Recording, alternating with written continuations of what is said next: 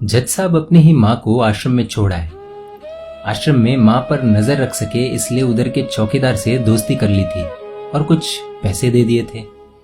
जज ने चौकीदार को अपनी दिल की बात आंखों में आंसुओं के साथ बता दी कि घर में पत्नी है जो माँ के साथ बदतमीजी से पेश आती है और पत्नी के कहने पर दोनों बच्चों ने माँ से बात करनी ही बंद कर दी। माँ को अकेलापन लगने लगा और इन सब वजहों से दिन भर रोती, इसलिए उसे आश्रम छोड़ने के लिए आ गए। तो चौकीदार ने कहा, जज साहब आपके सामने सारे सबूत थे कि कौन सही और कौन गलत है, लेकिन अपनी ही माँ के साथ न्याय नहीं कर पाए तो औरों के साथ क्या न्याय करते होंगे आप। ये बात जज साहब के दिल को छुप गई। चौकीदार की इतनी सी बात का इतना असर हुआ कि 2 रात नींद नहीं आई, 2 दिन से खाना नहीं खाया और कोर्ट भी नहीं गए।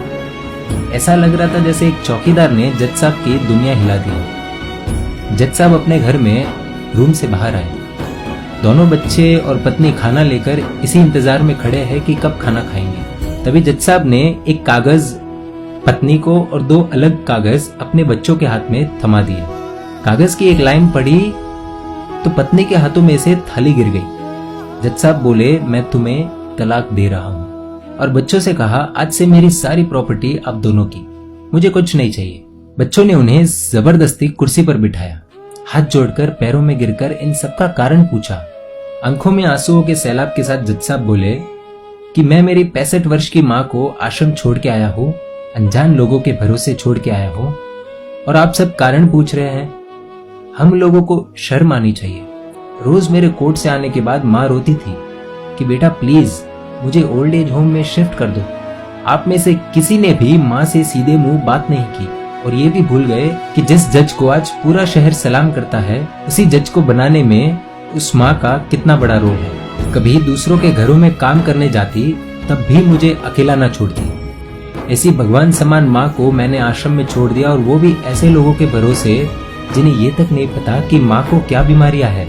खुद को कोसते हुए जज साहब कहते हैं, दूसरों पर फैसले सुनाने वाला आज मैं खुद हार गया। मैं जज नहीं बल्कि गुनहगार हूँ, और मैंने जो गुनाह किया है वो शायद कानून तो माफ कर देगा, लेकिन ईश्वर के कोर्ट में वो कभी माफ नहीं होगा। ये कहते हुए जज साहब बोले कि अब मैं अपने पापों का प्रायश्चित करने जा रहा हूँ। मैंने अपना सब कुछ आप लोगों को सौंप दिया है, और अब अपनी माँ के साथ आश्रम में रहूंगा और उनकी सेवा करूंगा। पत्नी से जज साहब ने कहा कि याद रखना, आज तुमने उस माँ को आश्रम भिजवाया, तुम भी एक माँ हो, कल तुम्हें भी कोई आश्रम भेजेगी, तब तुम्हें मेरे इन शब्दों का अर्थ सही मायने में समझ आएगा।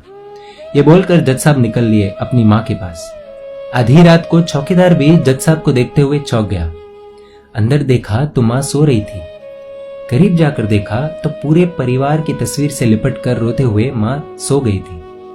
आश्रम का प्रशासन भी जाग गया, क्योंकि पीछे पीछे माँ और बच्चे भी आ गए। उन्हें ये एहसास हो गया कि उन्होंने क्या पाप किया है। तभी आश्रम की एक कर्मचारी बोली, हम इन्हें आपको नहीं सौंप सकते, क्या पता कल आप इन्हें मार दो तो। ये सुनते ही जज साहब की पत्नी को दिल में बहुत दर्द हुआ। वो बोल उठी कि मैडम जी, शायद हमारे हाथों बहुत बड़ा पाप हुआ है, मानते हैं, लेकिन अब हम इन्हें मारने नहीं, इन्हें एक नया जीवन देने आए हैं। आश्रम के सभी बुजुर्गों की आंखों में आंसू थे, सबके सब रो पड़े। खुशी के आंसुओं के साथ माँ को घर ले आए। लेकिन वही आश्रम में अनेक आंखें ऐसी थी जो किसी ना किसी का इंतजार कर रही थी। दोस्तों, इस कहानी का उद्देश्य तो आप सब समझ गए होंगे, इसलिए शेयर कीजिए और हर घर तक इस कहानी को पहुंचाइए, क्योंकि माँ तो माँ होती है। सब होगा तुम्हारे पास, पर सुकून नहीं होगा। सुकून सिर्फ माँ के आंचल में होता है, और उस आंचल को बिखरने मत देना। ऐसी इमोशनल कहानियों के लिए emotional video stories page like करना अनिवार्य है। दोस्तों, आप सभी से रिक्वेस्ट है, प्लीज YouTube पर जाकर हमारे इस चैनल को भी सब्सक्राइब करें।